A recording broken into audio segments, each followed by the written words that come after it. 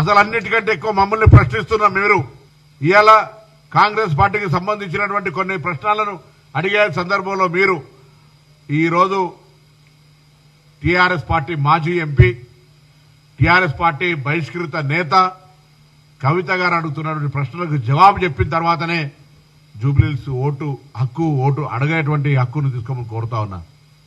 మీ party నాయకురాలు చెప్తుంది మీ party మొత్తంగా అవినీతి మయమైపోయిందని చెప్తా ఉన్నటువంటి పరిస్థితి.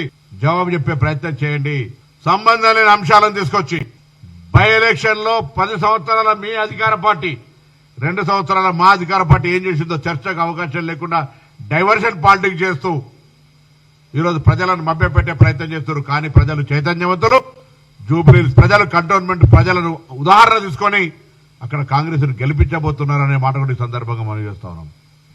ప్రజలకు విశ్వాసం కలిగిస్తా ఉన్నాం. 3 మంత్రులు 3 నెలలుగా ఆ నియోజకవర్గంలో ఉన్న అనేక సమస్యలు పరిష్కరించడం, భవిష్యత్తులో కూడా విశ్వాసం ఇస్తా ఉన్నాం. అక్కడ ప్రతి గల్లీ అక్కడ సమస్యలు పూర్తిగా నిర్మూలించే బాధ్యత మాది, ప్రభుత్వం మొత్తం కేబినెట్ది. ఆ యువకుడు శాసనసభ్యుడు గెలిపిండి ఆయన వెంట ఉండి అన్ని రకాల సమస్యలు పరిష్కరిస్తామనేటువంటి మాట కూడా ఈ సందర్భంగా మనం చేస్తా ఉన్నాం.